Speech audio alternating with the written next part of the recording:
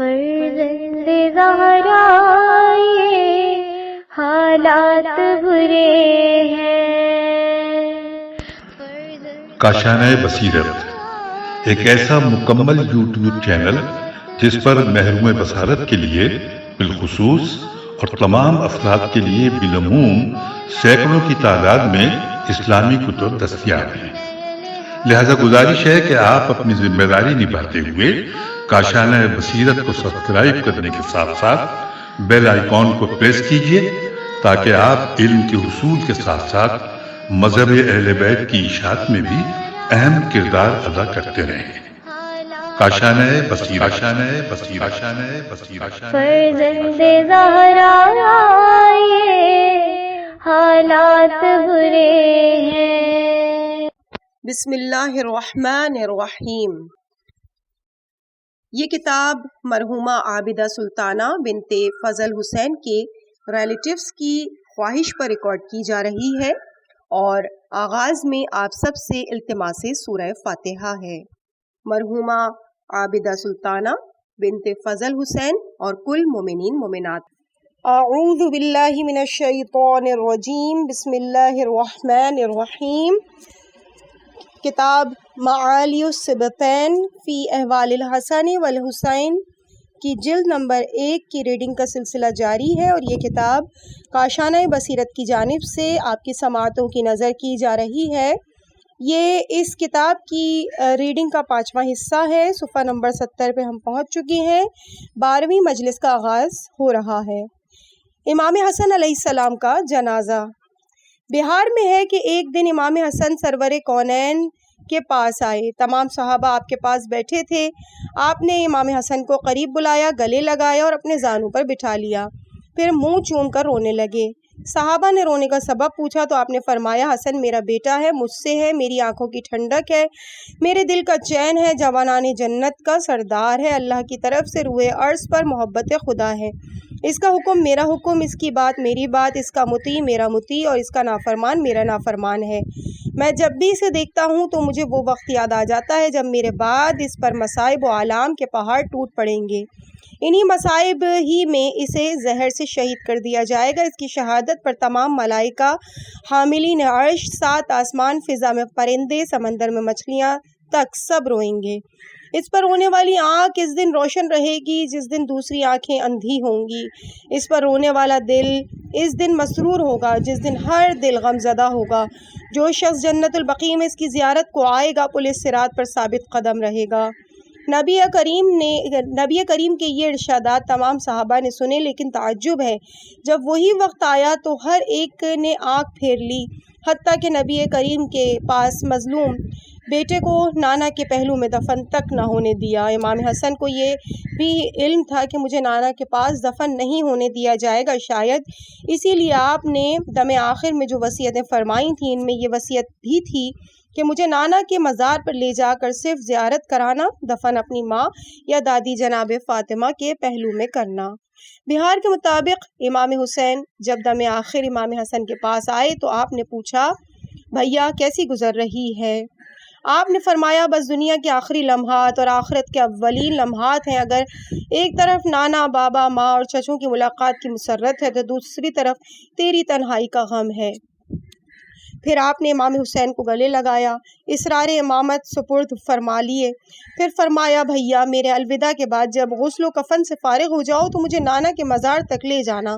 اگر مجھے وہاں دفن ہونے دیا جائے تو فبیہا، ورنہ نانا کی زیارت کے بعد واپس جنت البقیع میں لانا۔ آپ کو نانا اور بابا کے حق کی قسم ہے، کسی سے نزاع نہ کرنا۔ امام حسین نے فرمایا، بھیا میں چاہتا ہوں کہ آپ کے آخری لمحات دیکھوں۔ امام حسن نے فرمایا، میں نے اپنے جد امجد سے سنا ہے کہ جب تک ہماری روح ہمارے بدن انصری میں رہتی ہے اس وقت تک ہماری عقل بھی ہمارے ساتھ صحیح و سالم رہتی ہے۔ اپنے ہاتھ میرے ہاتھ میں دے دے، جب ملک الموت آ جائے تو ایک لمحہ کے لیے آنکھیں بند کر لینا۔ چنانچہ امام حسین نے اپنا ہاتھ امام حسن کے ہاتھ میں دیا۔ کچھ دیر بعد آپ نے ایک لمحے کے لیے آنکھیں بند کیں۔ جب کھولیں اور دیکھا امام حسن خاموش تھے، پیشانی عرق آلود تھی، چہرے کا رنگ سبز ہو چکا تھا، آنکھیں بند تھیں، ہاتھ دراز تھے۔ غسل و کفن سے فارغ ہونے کے بعد جب امام حسن کا جنازہ اٹھایا گیا تو تمام ہاشمی مستورات جنازے کے ساتھ تھیں۔ نوحے سے فضا لرز رہی تھی، لیکن عزاداروں، آج مدینے میں ہاشمی مستورات کو رونے سے کوئی روکنے والا نہیں۔ جب شمر ملعون نے میدان کربلا میں سر حسین نوک نیزہ پر بلند کیا تو چورائی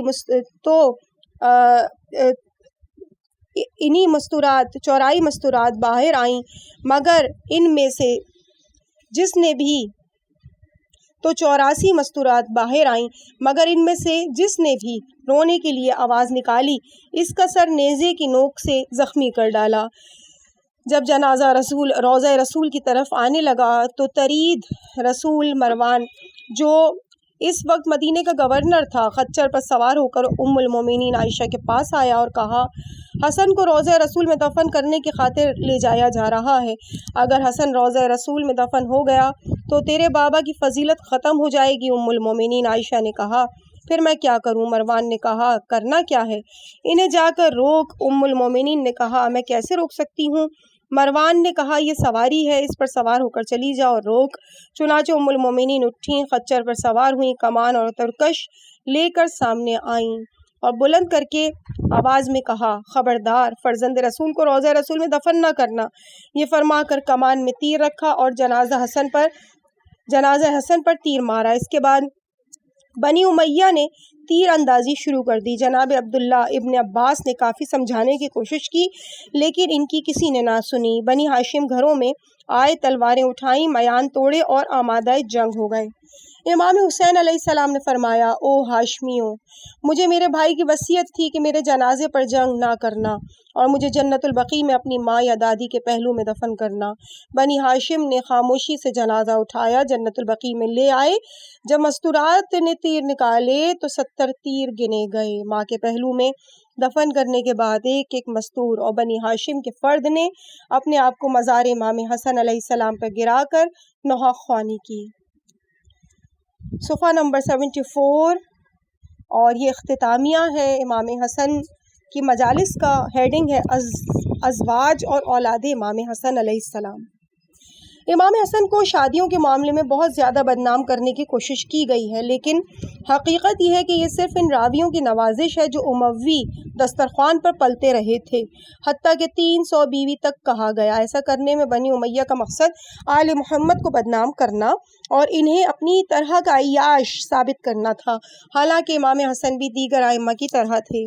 آپ کی تاریخ ولادت 15 رمضان المبارک سن 3 ہجری اور شہادت 28 صفر 50 ہجری ہے۔ بعض مورخین کے مطابق شہادت 48 ہجری میں، اس لحاظ سے آپ کی کل عمر 45 برس یا 47 برس بنتی ہے۔ 47 برسوں میں یہ مسلم ہے کہ آپ نے پہلی شادی 25 برس کی عمر میں کی، جو جناب ام فروہ سے ہوئی تھی۔ اگر 300 شادیوں والی روایات کو مان لیا جائے تو اس کا مقصد یہ ہوگا کہ آپ نے ہر 25ویں دن شادی کی۔ بھلا ایسے شخص کو کوئی اپنی بیٹی کیسے دیتا تھا جس کے متعلق معلوم ہو کہ میری بیٹی کو مہینہ گزرنے سے پہلے طلاق مل جائے گی؟ کیا اس وقت عورتیں یہ احتجاج نہیں کرتی تھیں کہ آپ ہمیں ایسے شخص کے سپرد کر رہے ہیں جو مہینہ بھی نہ گزرنے دے گا اور طلاق دے دے گا؟ کیا یہ تمام عورتیں بانجھ ہوتی تھیں اور کسی کے بھی اولاد پیدا نہیں ہوتی تھی؟ اگر کثرت ازواج والی روایت درست مان لی جائے تو پھر سوال پیدا ہوگا کہ وہ کتنی عورتیں تھیں جنہوں نے طلاق ملنے کے بعد بچے جنے۔ تاریخ ایک بھی ایسی مثال پیدا کرنے سے قاصر ہوگی۔ آپ کی اولاد کتنی ہے؟ مورخین سے پوچھیے۔ لڑکے اور لڑکیاں ملا کر ان کی کل تعداد 15 ہے۔ ملاحظہ فرمائیے۔ نمبر 1 ام فروہ، ماہ بانو، قاز بانو، عمر ابن حسن، قاسم ابن حسن، عبداللہ ابن حسن۔ نمبر 2 ام بشر بنت ابو مسعود ابی ابن عقبہ، خزرجی، زید ابن حسن۔ اب یہاں پہ انہوں نے نمبر بھی ڈالے ہوئے ہیں جو کہ میں آپ کے سامنے بیان کر دیتی ہوں کہ جناب ام فروہ ماہ بانو قاز بانو سے، نمبر 1 عامر ابن حسن، قاسم ابن حسن، عبداللہ ابن حسن۔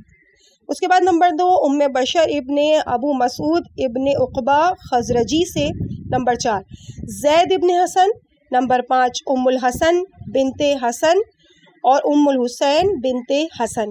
6 اس کے بعد تیسری آپ کی زوجہ خولہ بنت منظور فزاریہ سے، نمبر 7 حسن مثنی ابن حسن، نمبر 8 ام عبداللہ بنت حسن، اور نمبر 9 فاطمہ بنت حسن۔ نمبر 4 چوتھی زوجہ ام عبد الرحمن سے، نمبر 10 عبد الرحمن ابن حسن، نمبر 11 ام سلمہ بنت حسن، نمبر 12 رقیہ بنت حسن۔ پانچویں زوجہ ام اسحاق بنت طلحہ ابن عبداللہ تمیمی سے، 13ویں اولاد حسین ابن حسن، نمبر 14 حسن اعظم ابن حسن، نمبر 15 طلحہ ابن حسن، نمبر 16 فاطمہ بنت حسن۔ نمبر 6 جعدہ بنت اشعث خلیفہ اول حضرت ابو بکر کی سگی بھانجی تھیں، بے اولاد تھی۔ ان 6 ازواج میں سے ام فروہ اور ام عبد الرحمن دونوں کنیزیں ہیں اور 4 ازواج ہیں۔ ان حقائق کے پیش نظر اس بات میں کسی شک و شبے کی گنجائش نہیں رہتی کہ کثرت ازواج کا امام حسن پر بہت بڑا اتہام وہ بنو امیہ اموی پروپیگنڈا ہے جس کی کوئی حقیقت نہیں، چونکہ یہ ایک مختصر کتاب ہے، اس میں اتنی گنجائش نہیں کہ ہم کثرت ازواج کی تمام روایات کا فردن تجزیہ کریں، اسی لیے اس اختصار پر اکتفا کیا جا رہا ہے۔ اس کے بعد عزیز سامعین اگلا صفحہ ہے صفحہ نمبر 77، اور اس پہ حضرت امام حسین علیہ السلام لکھا ہوا ہے، یعنی اب امام حسین علیہ السلام کا باب شروع ہو رہا ہے۔ اور اس کے بعد صفحہ نمبر 78 پہ ہم آ جاتے ہیں اور پہلی مجلس کا آغاز ہو رہا ہے۔ ہیڈنگ ہے ولادت امام حسین علیہ السلام۔ نزہت المومنین اور قام میں جناب سرور کونین سے مروی ہے، مومنین کے دلوں میں میرے حسین کی معرفت پوشیدہ ہے۔ مذکورہ کتب میں جناب سیدہ سے مروی ہے کہ جب نور حسین میرے صدف عصمت میں آیا تو میرے نبی بابا نے فرمایا، زہرا مجھے تیری پیشانی میں ابو الائمہ کا نور چمکتا دکھائی دیتا ہے۔ 1 ماہ گزرا تھا کہ مجھے تکلیف کا احساس ہوا، میں نے بابا کی خدمت میں اپنی پریشانی کا تذکرہ کیا، آپ نے پانی میں اپنا لعاب دہن ملا کے پینے کو دیا۔ اس کے بعد مجھے کبھی تکلیف کا احساس نہ ہوا، مجھے نہ کبھی بھوک محسوس ہوئی اور نہ کبھی پیاس، مجھے ہر وقت ایسا محسوس ہوتا جیسے میں دودھ پی چکی ہوں۔ 4 ماہ میں مصلے پر بیٹھ گئی، کسی وقت بھی مصلے سے نہیں اٹھتی تھی، میری پیشانی میں روشنی بڑھتی گئی۔ 5ویں ماہ تو جو عورت بھی میرے پاس آتی وہ میری پیشانی دیکھ کر ششدر رہ جاتی۔ 6 ماہ کا آغاز ہی سے مجھے تاریکی میں کبھی چراغ جلانے کی ضرورت نہ رہی۔ ساتھ ہی جب میں مصلے پر بیٹھتی میرے صدف عصمت سے تسبیح و تقدیس کی آواز آتی۔ 6 ماہ کے 10ویں دن میں سو رہی تھی، عالم خواب میں ایک سفید ریش شخص میرے سرہانے آ کے بیٹھا، اس نے میرے منہ پر پھونک ماری، میں گھبرا کر بیدار ہو گئی، تجدید وضو کی 4 رکعت نوافل پڑھے، پھر جیسے مجھے نیند آنے لگی، میں اسی مصلے پر سو گئی۔ پھر عالم خواب میں ایک سفید پوش شخص میرے سرہانے آیا اور مجھ پر دم کیا، میں پھر گھبرا کر اٹھ بیٹھی، تجدید وضو کر کے میں ام البنین ام سلمہ کے گھر آئی، کیونکہ اس دن نبی اکرم ام سلمہ کے گھر تھے۔ انہیں پورا قصہ سنایا، انہوں نے مسکرا کے فرمایا، بیٹی گھبراؤ مت، یہ جبرائیل ہے جسے اللہ نے میری ذریت کی خدمت میں تعینات کیا ہے۔ جب 6 ماہ مکمل ہو گئے تو ذات احدیت نے حوران جنت کے سردار لعبہ کو حکم دیا کہ جا کر میرے حبیب کی حبیبہ کو اس وقت تیری ضرورت ہے۔ یہ لعبہ وہ حور ہے جسے اللہ 70,000 کنیز، 70,000 محل، ہر محل میں 70,000 کمرے دے رکھے ہیں۔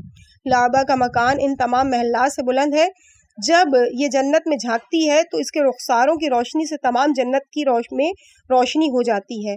بی بی فرماتی ہیں کہ جب لعبہ میرے گھر میں آئی تو میں حیران تھی کہ اسے کہاں بٹھاؤں۔ میں یہی سوچ رہی تھی کہ ایک حور جنت سے سجادہ لائی، لعبہ اس پر بیٹھ گئی، مجھے سلام کیا، چند لمحات کے بعد میرا لال اس دنیا میں آ گیا۔ لعبہ نے اٹھایا، دونوں آنکھوں کے درمیان بوسہ دیا، مجھے مبارکباد دی۔ یہ 3 شعبان سن 4 ہجری صبح کا وقت تھا۔ جبرائیل 7 شب و روز مسلسل مبارکباد دینے کو مائے ملائکہ آتے رہے۔ 7ویں دن جبرائیل نے حضور کی خدمت میں عرض کیا، ہمیں اپنے آقا کی زیارت تو کرا دیجئے۔ سرور کونین گھر تشریف لائے، حسین کو ہاتھوں پر اٹھایا جبرائیل کے پاس لائے۔ جبرائیل نے ہاتھوں پر اٹھایا، پیشانی کا بوسہ دیا، حضور کو مبارکباد دے کر رونے لگا۔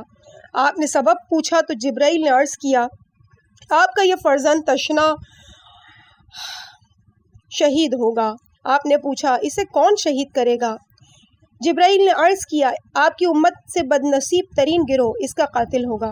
اللہ جل جلالہ نے اس کی ماں کو سلام دیا ہے اور فرمایا ہے کہ اس کا نام حسین رکھیں۔ حضرت گھر تشریف لائے۔ حسین جب سیدہ کے سپرد کیا، ذات احدیت کے سلام دیے اور حسین نام رکھنے کے پیغام دے کر رونے لگے۔ بی بی نے وجہ پوچھی تو فرمایا، بیٹی تیرا یہ بیٹا میدان کربلا میں 3 دن کا بھوکا پیاسا شہید ہوگا۔ بی بی نے عرض کیا، بابا میرے لال کو کون شہید کرے گا؟ آپ نے فرمایا، میری امت کے شریر ترین ہاتھوں سے قتل ہوگا، اللہ انہیں میری شفاعت نصیب نہیں فرمائے گا، لیکن یہ اس وقت تک شہید نہیں ہوگا جب تک اس کی ذریت سے میری امت کا امام ظاہر نہیں ہو جائے گا۔ اسی کی ذریت سے میری امت کے 9 امام یک کے بعد دیگر ظہور پذیر ہوں گے، ان کا دوست جنت میں اور دشمن جہنم میں جائے گا۔ جب جبرائیل واپس جانے لگا تو چوتھے آسمان پر سلساتیل کو دیکھا جو مجسمہ حیرت بنا ترک اولا کی سزا کاٹ رہا تھا۔ اس نے صرف یہ سوچا تھا کہ اللہ سمندر کی تہہ میں اور رات کی تاریکی میں کیسے علم رکھتا ہے۔ جبرائیل کو دیکھ کے سلساتیل نے پوچھا، جبرائیل آج کل زمین پر آمد و رفت بہت بڑھ گئی ہے اور کئی دنوں سے میں دیکھ رہا ہوں کہ تو بار بار جاتا ہے، تنہا نہیں جاتا، ہر وقت ملائکہ میں گھرا رہتا ہے، خیریت تو ہے؟ جبرائیل نے کہا، ہاں، صاحبان تطہیر زمین پر مکمل ہو گئے ہیں اور 3 شعبان کو آخری رکن زمین پر ظاہر ہو گیا ہے۔ سلساتیل نے عرض کیا، جبرائیل کیا ایسا ممکن ہے کہ آپ میری سفارش کریں اور خاتم الانبیاء بارگاہ خالق سے مجھے میرے ترک اولا کی معافی دلا دیں؟ جبرائیل نے سفارش کا وعدہ کیا۔ پھر جب زمین پر آیا تو سلساتیل کی سفارش کی۔ حضور نے امام حسین کو دونوں ہاتھوں پر اٹھایا اور عرض کیا، بار الہ میرے اس مولود کا صدقہ سلساتیل کو معاف فرما دے۔ ہاتف غیبی نے آواز دی، محمد تیری سفارش قبول کر لی گئی ہے، سلساتیل کو معاف کر دیا گیا ہے۔ یہاں پہ اسپیلنگ میں بتا دوں، سواد لام سواد الف تے یہ لام۔ ابن عباس سے مروی ہے کہ سلساتیل تمام ملائکہ پر فخر کر کے کہتا ہے، من مثلا انا عتیق الحسین، میرا مقابلہ کون کر سکتا ہے؟ میں حسین کا آزاد کردہ غلام ہوں۔ میرا مقابلہ کون کر سکتا ہے؟ میں حسین کا آزاد کردہ غلام ہوں۔ بہار میں واقع سلساتیل قدر اختلاف سے ہے اور وہ یوں کہ اللہ نے سلساتیل کو کسی کام پر مامور کیا۔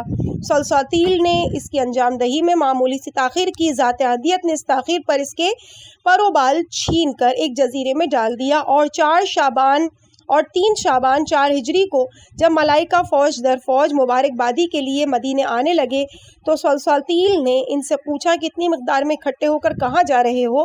ملائکہ نے جواب دیا، آج کرۂ ارض پر 5 تن پاک مکمل ہو گئے ہیں، یعنی 5 تن پاک مکمل ہو گئے ہیں اور فرزند رسول حسین ابن علی و فاطمہ پیدا ہوا ہے۔ حکم خدا سے نبی کریم حضرت علی اور جناب بطول کو مبارکباد دینے کی خاطر جا رہے ہیں۔ سلساتیل نے کہا، میں بھی آپ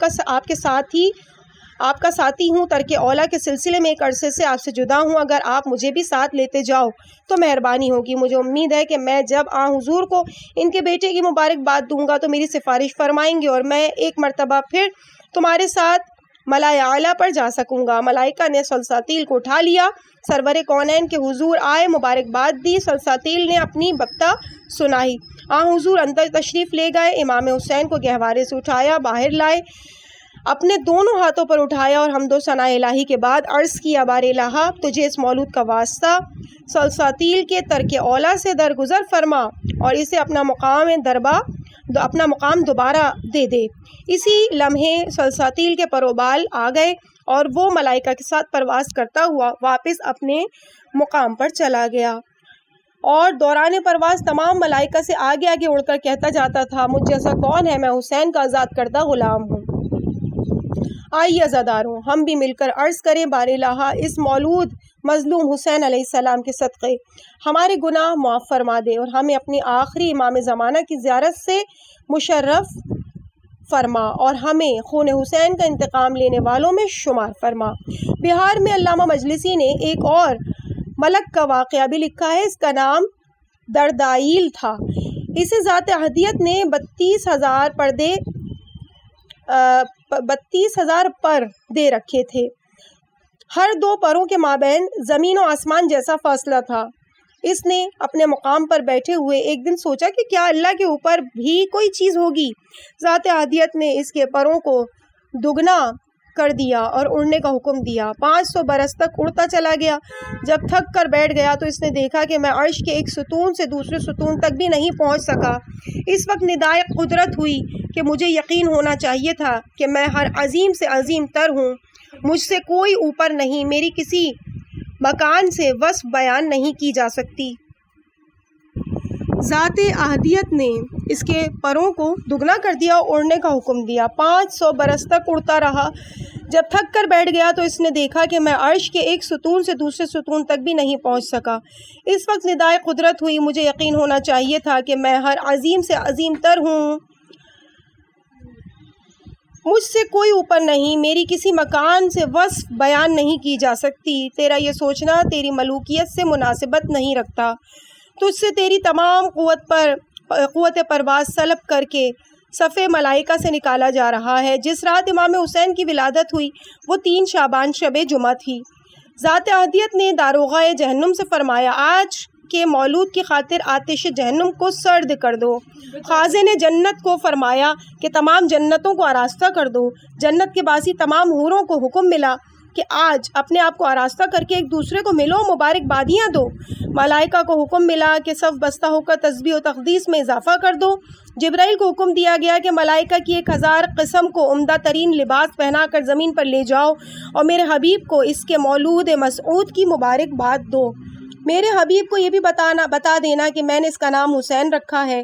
میرے حبیب کو یہ بھی بتا دو کہ تیرا یہ حسین تیری امت کے شریر ترین افراد کے ہاتھوں تشنا اور گرسنا شہید ہوگا۔ حسین کے قاتلوں میں سے میں بری اور وہ مجھ سے دور ہوں گے۔ یوم قیامت کوئی مجرم قاتلین حسین سے زیادہ مجرم نہیں ہوگا۔ جس طرح جنت عزاداران حسین کی مشتاق رہے گی، اسی طرح جہنم قاتلین حسین اور قاتلوں کے حامیوں کی مشتاق ہوگی۔ جب جبرائیل ملائکہ کے ہمراہ مبارکباد کو آ رہا تھا تو درواتیل کے قریب سے گزرا۔ درواتیل نے پوچھا، جبرائیل کیا بات ہے؟ آج بہت بڑی تعداد لے کر زمین پر جا رہے ہو، خیریت تو ہے؟ جبرائیل نے جب درواتیل کو بتایا کہ میں مبارکباد دینے کی خاطر جا رہا ہوں تو اس نے کہا کہ تجھے اس مولود مسعود کا واسطہ کہ میرے حضور سے سفارش فرمانا تاکہ میرا ترک اولا معاف ہو جائے اور میں اپنا کھویا ہوا مقام حاصل کر لوں۔ جبرائیل نے آ کے حضور کو پیغام رب دیا۔ جب بتایا کہ آپ کا یہ مولود شہید ہوگا، آپ روتے ہوئے اندر تشریف لے گئے۔ جناب سیدہ کو بتایا، بی بی نے رونا شروع کر دیا۔ آپ نے فرمایا، بیٹی یقین رکھ، قاتل حسین علیہ السلام جہنم میں جائیں گے اور میں محمد اس کی گواہی دیتا ہوں کہ قاتل حسین جنت کی بو تک نہیں سونگ پائے گا اور حسین اس وقت تک شہید نہیں ہوگا جب تک اس کی اولاد سے میری امت کے ہادی پیدا نہ ہو۔ میری امت کے 9 اماموں کا باپ تیرا یہی مظلوم فرزند ہے۔ اس وقت بی بی نے الحمدللہ کہا اور عرض کی، ذریت حسین سے ہونے والے ائمہ کے نام سننا چاہتی ہوں۔ آپ نے فرمایا، میرے بعد علی، علی کے بعد المہدی الحسن، حسن کے بعد الناصر الحسین، حسین کے بعد المنصور علی ابن الحسین، علی کے بعد الشافع محمد ابن علی، علی محمد کے بعد النافع جعفر ابن محمد، جعفر کے بعد الامین موسیٰ ابن جعفر، موسیٰ کے بعد الرضا علی ابن موسیٰ، علی کے بعد الفعال محمد ابن علی، محمد کے بعد المعتمن علی ابن محمد، علی کے بعد العلام حسن ابن علی، اور حسن کے بعد وہ ہوگا جس کی اقتدا میں عیسیٰ ابن مریم نماز پڑھیں گے۔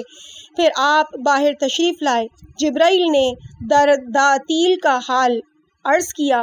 ابن عباس کا بیان ہے کہ آپ ایک مرتبہ پھر اندر تشریف لے گئے، پھر باہر آئے تو آپ کے ہاتھوں پر کپڑوں میں لپٹا ہوا حسین تھا۔ آپ نے ہاتھوں کو بلند کر کے عرض کی، بار الہ تجھے میرے اس نومولود کی عظمت کا واسطہ درداتیل کو معاف فرما دے۔ ذات احدیت نے درداتیل کو معاف کر دیا، اور اس کے بعد درداتیل اپنے نام کی جگہ یہ بتاتا ہے کہ میں غلام حسین ہوں۔